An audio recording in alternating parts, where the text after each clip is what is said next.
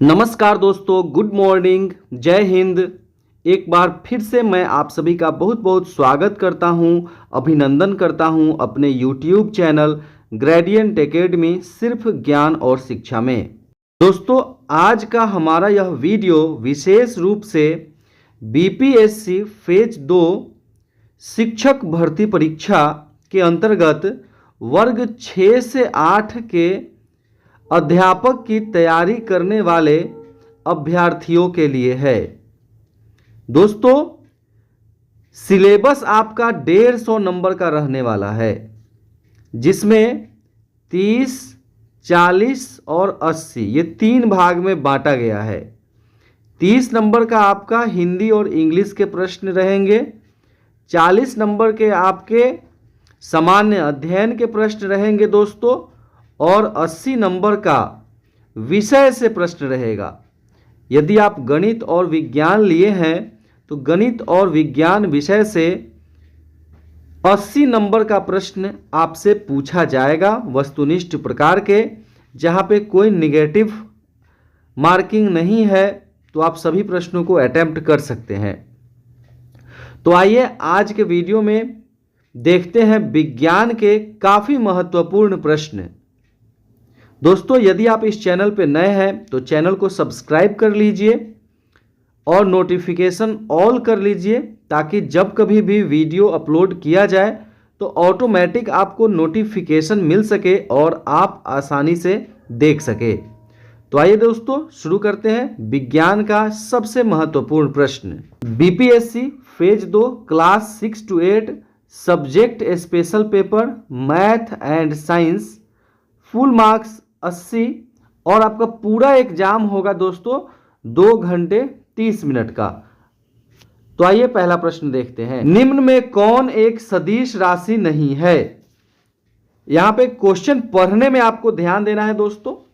यहां सदिश राशि नहीं पूछा जा रहा है, बल्कि कौन सदिश राशि नहीं है यह पूछा जा रहा है।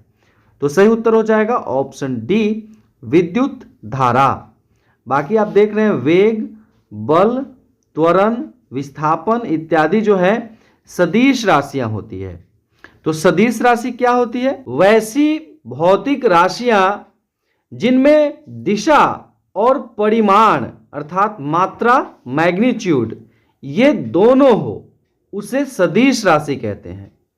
जैसे आप वेग देख रहे हैं, बल, त्वरण, विस्थापन इत्यादि सदिश राशियां हैं, इनमें दिशा और परिमाण ये दोनों होता है। जबकि आप देख पा रहे हैं ऑप्शन डी में विद्युत धारा, इसमें सिर्फ परिमाण होता है, मैग्नीट्यूड होता है, कितने एम्पियर की धारा सर्किट से बह रही है। तो इस प्रकार से ऑप्शन डी इस प्रश्न का सही उत्तर हो जाएगा दोस्तों। वर्ग 6 से 8 के BPSC फेज 2 के संपूर्ण तैयारी के लिए आप हमारे चैनल से जुड़ सकते हैं दोस्तों।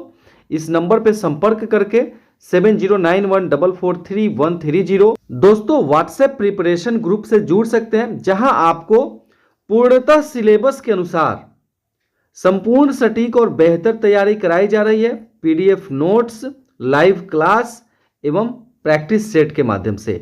तो जुड़ने के लिए हमारे इस नंबर पर संपर्क करें और अपनी तैयारी को बेहतर करें। दूसरा प्रश्न देखिए, निम्न में से किसे जड़त्व का नियम कहते हैं? जड़त्व का नियम किसे कहा जाता है यह आपको बताना है यहां पे इन ऑप्शंस में से। सबसे पहले मैं इसका उत्तर बताता हूं दोस्तों। इसका उत्तर है ऑप्शन बी, न्यूटन गति का प्रथम नियम। उसे जड़त्व का नियम कहते हैं। जड़त्व क्या है? एक प्रॉपर्टी है, एक गुण है किसी वस्तु का, जिस गुण के कारण वस्तु जिस अवस्था में है उसी अवस्था में रहना चाहता है, और जब कोई बाहरी असंतुलित बल उस वस्तु की स्थिति में परिवर्तन लाने की चेष्टा करता है, तो जड़त्व के गुण के कारण वह वस्तु उस बाहरी असंतुलित बल का विरोध करता है। ठीक है, तो इसे ही जड़त्व कहा जाता है, inertia. So first law of motion is called the law of inertia. Newton गति के प्रथम नियम को हम लोग जड़त्व का नियम भी कहते हैं। अब आइए दोस्तों तीसरा प्रश्न देख लेते हैं। न्यूटन गति के द्वितीय नियम से प्राप्त होता है।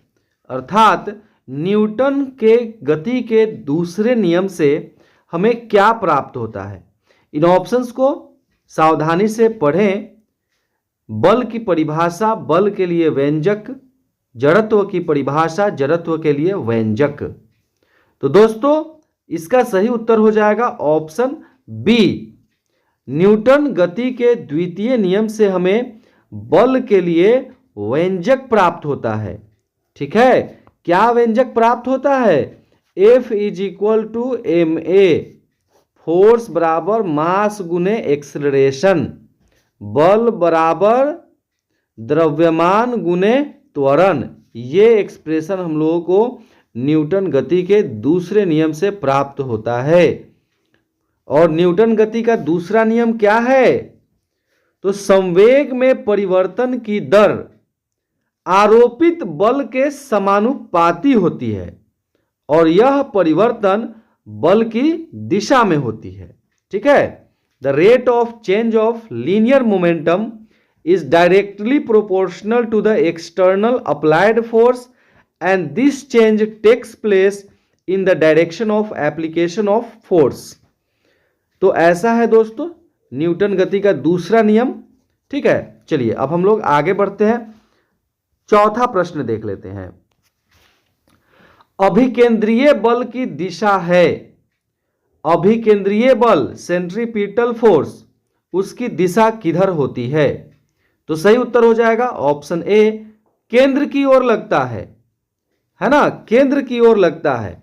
जब कभी कोई वस्तु एक वृत्ताकार पथ पर लगातार घूमती है तो केंद्र की ओर एक बल लगता है, उसे सेंट्रीपिटल या अभिकेंद्रीय बल कहते हैं।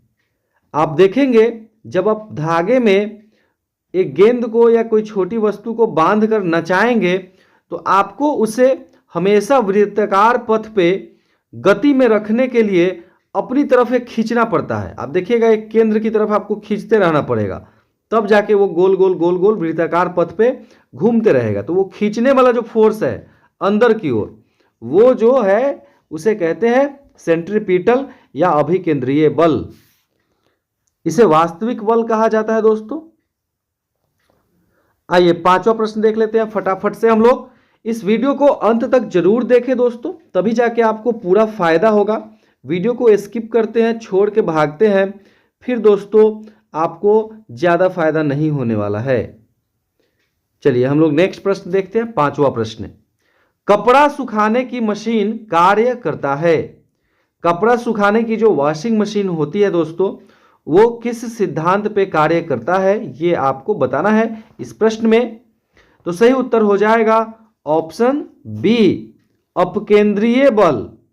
अपकेंद्रीय बल सेंट्रीफ्यूगल फोर्स, ये सेंट्रीफ्यूगल फोर्स मतलब बाहर की तरफ जो लगने वाला फोर्स होता है उसे अपकेंद्रीय बल कहते हैं। ये स्यूडो फोर्स होता है, वास्तविक फोर्स नहीं होता है, ये रिएक्शन फोर्स होता है सेंट्रीपिटल फोर्स का। तो ये अपकेंद्रीय बल जो है ऑप्शन बी में आप देख पा रहे हैं, ये कपड़ा सुखाने की मशीन इसी सिद्धांत पे कार्य करता है। आप ध्यान में रखें दोस्तों, हो सके तो एक पेपर और पेन रखें, नोट करते चले, या फिर आप हमारे इस नंबर पे संपर्क करके 7091443130, मात्र एक रजिस्ट्रेशन फी है 699 रुपया का, आपको ये पेमेंट करना है दोस्तों, और पूरे सिलेबस के अनुसार तैयारी के लिए हमसे जुड़ जाना है। चलिए आगे बढ़ते हैं हम लोग। छठा प्रश्न देखते हैं। शक्ति का मात्रक है, यहां पे आपको शक्ति का, पावर का मात्रक बताना है। तो इसका सही उत्तर क्या हो जाएगा? Option C, what. पावर, शक्ति का मात्रक वाट होता है। और आप जूल देख रहे हैं, यह जूल कार्य और ऊर्जा का मात्रक होता है दोस्तों, याद रखिएगा। और न्यूटन, न्यूटन तो बल का मात्रक होता है, और पास्कल जो आप देख रहे हैं वो दाब का मात्रक होता है। नहीं, कई बार पूछा जाता है एक अश्व शक्ति बराबर बताइए कितना वाट होगा, तो याद रखिएगा 746 वाट। एक अश्व शक्ति बराबर 746 वाट होता है। चलिए अब आगे बढ़ते हैं हम लोग, 7वां प्रश्न देख लेते हैं। चंद्रमा पर जी का मान, स्मॉल जी का मान पृथ्वी के स्मॉल जी के मान का होता है। चंद्रमा का जो गुरुत्वाकर्षण बल है वह पृथ्वी के गुरुत्वाकर्षण बल के कितना गुना होता है? तो इस प्रश्न का सही उत्तर हो जाएगा ऑप्शन बी, 1/6 गुना। कई बार दोस्तों कैपिटल जी का मान पूछा जाता है, तो कैपिटल जी क्या होता है? Universal gravitational constant. नहीं, पूरे ब्रह्मांड में कैपिटल जी का मान इक्वल होता है, हर जगह समान होता है, जबकि ये स्मॉल जी है अलग अलग प्लैनेट के लिए अलग अलग होता है। पृथ्वी के लिए स्मॉल जी का मान कितना है? 9.8 मीटर पर सेकेंड स्क्वायर। ठीक है, 9.8 मीटर पर सेकेंड स्क्वायर। तो और कैपिटल जी का मान जो पूछा जाता है दोस्तों वो होता है 6.67 into 10⁻⁻11 newton metre square kg inverse square. कई बार आपसे सिर्फ ये मात्रक ही पूछ दिया जाता है कि उसका डायमेंशन बताइए, तो newton metre square kg inverse square ये जो देख रहे हैं ये इसका उत्तर हो जाता है। चलिए 8वां प्रश्न देखते हैं।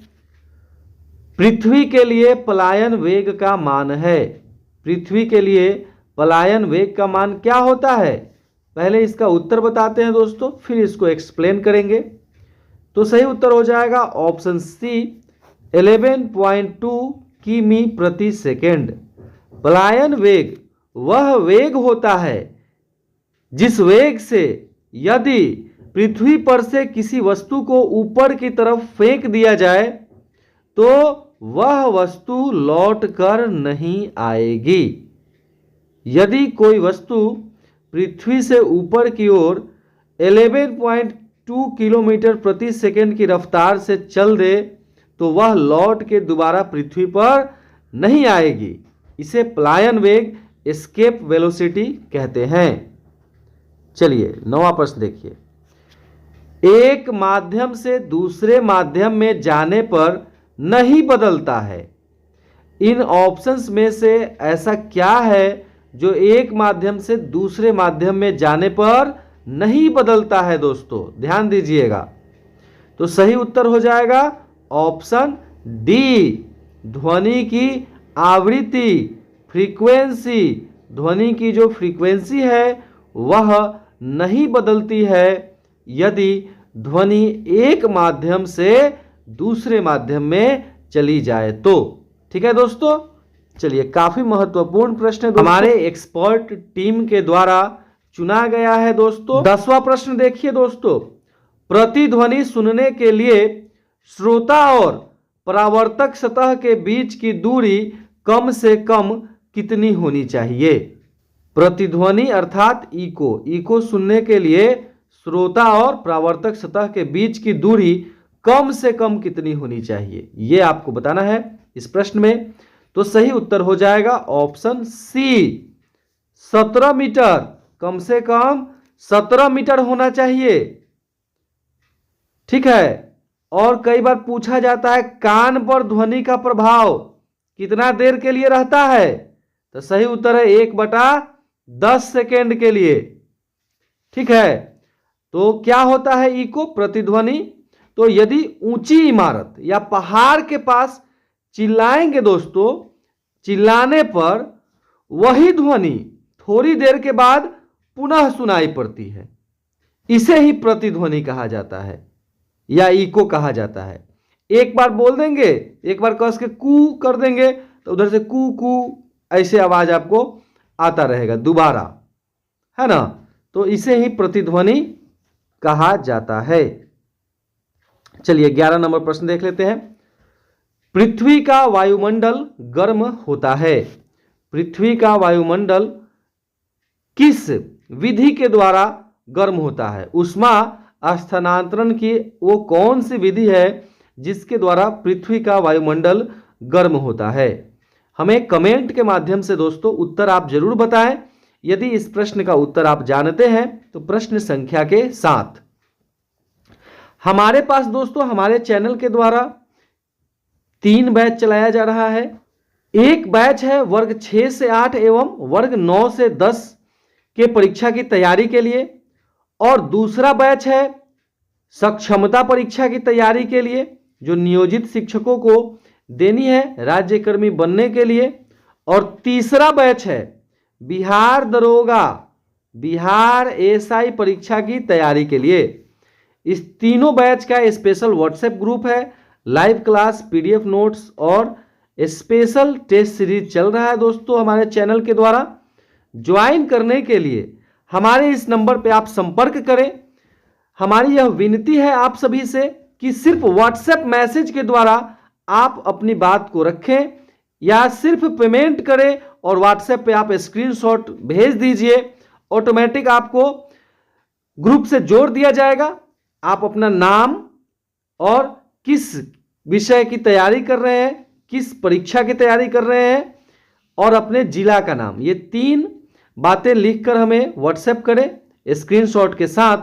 आपको संबंधित ग्रुप में जोड़ दिया जाएगा और आपकी तैयारी बेहतर से बेहतर तरीके से शुरू कर दी जाएगी। दोस्तों आपको सिर्फ एक छोटी सी रजिस्ट्रेशन फी ₹699 का पेमेंट करना है और आपको ग्रुप से जुड़ जाना है और अपनी तैयारी को एकदम सिलेबस के अनुसार संपूर्ण सटीक और एकदम बेहतर कर लेनी है। तो यहां 11 नंबर प्रश्न पे अब आते हैं दोस्तों। तो सही उत्तर हो जाएगा ऑप्शन ए, संवहन विधि के द्वारा वायुमंडल किस विधि के द्वारा गर्म होता है? तो याद रखिएगा संवहन विधि के द्वारा। चालन विधि जो है दोस्तों, जो ऑप्शन सी में आप देख पा रहे हैं यहां पर, उसमें ठोस पदार्थ के बीच में ऊष्मा का स्थानांतरण होता है, जबकि द्रव और गैस में संवहन विधि के द्वारा ऊष्मा का स्थानांतरण होता है और विकिरण के लिए किसी माध्यम की आवश्यकता नहीं होती है। तो चूंकि वायुमंडल में क्या है? गैस है, तो गैसों के बीच में संवहन विधि के द्वारा ऊष्मा का स्थानांतरण होता है। तो सही उत्तर हो जाएगा प्रश्न संख्या 11 का ऑप्शन ए। अब आइए 12 नंबर प्रश्न देखते हैं। विद्युत हीटर या इस्त्री में प्रयोग किया जाता है। विद्युत हीटर या इलेक्ट्रिक आयरन, जो आप आयरन करते हैं, उसमें किसका प्रयोग किया जाता है? किस धातु से बने तार का प्रयोग किया जाता है? तो सही उत्तर हो जाएगा इस प्रश्न का ऑप्शन बी, नाइक्रोम के तार का। किसका प्रयोग किया जाता है? एक बार और बोलिए, नाइक्रोम के तार का। टंगस्टन के तार का प्रयोग कहाँ किया जाता है? तो बल्ब के फिलामेंट बनाने में, बल्ब का जो फिलामेंट होता है उसको बनाने में टंगस्टन का प्रयोग किया जाता है, क्योंकि टंगस्टन का जो गलनांक है वो 3400 डिग्री सेल्सियस से भी अधिक होता है, अति उच्च होता है दोस्तों। नाइक्रोम के तार का उपयोग प्रतिरोधक बनाने के लिए किया जाता है। नाइक्रोम में क्या रहता है? तो 80% निकेल रहता है और 20% रहता है क्रोमियम। तो ये कई बार पूछा जाएगा नाइक्रोम किसका किसका मिश्र धातु है? तो निकेल का है और क्रोमियम का है। ठीक है, हीटर, इलेक्ट्रिक आयरन इत्यादि में इसका प्रयोग किया जाता है और इसका गलनांक होता है 1400 डिग्री सेल्सियस। ठीक है, आप देख रहे हैं जस्ता ऑप्शन डी में। तो जस्ता क्या है? एक प्रकार का सफेद धातु है। इसका उपयोग कहाँ किया जाता है? तो जंग लगने से बचाने के लिए विद्युत लेपन इत्यादि में इसका उपयोग किया जाता है। कई बार प्रश्न आता है दोस्तों, हवाई जहाज जो है वह किस धातु से बनाया जाता है? तो एल्युमिनियम धातु से बनाया जाता है, क्योंकि एल्युमिनियम एक हल्की धातु होती है। इस प्रकार से ये 12 प्रश्नों का हमारा वीडियो था दोस्तों। जबकि पीडीएफ आप लेते हैं तो उसमें आपको सैकड़ों प्रश्न मिल जाते हैं सभी विषयों के, जिससे कि आपकी तैयारी बेहतर से बेहतर हो जाती है। ग्रेडियंट एकेडमी, सिर्फ ज्ञान और शिक्षा। For PDF and preparation group please contact 7091443130। यह वीडियो आपको कैसा लगा दोस्तों कमेंट के माध्यम से हमें अपनी प्रतिक्रिया जरूर दें। यदि यह वीडियो आपको अच्छा लगा तो दिल से एक लाइक करके जाइएगा दोस्तों। बहुत बहुत धन्यवाद।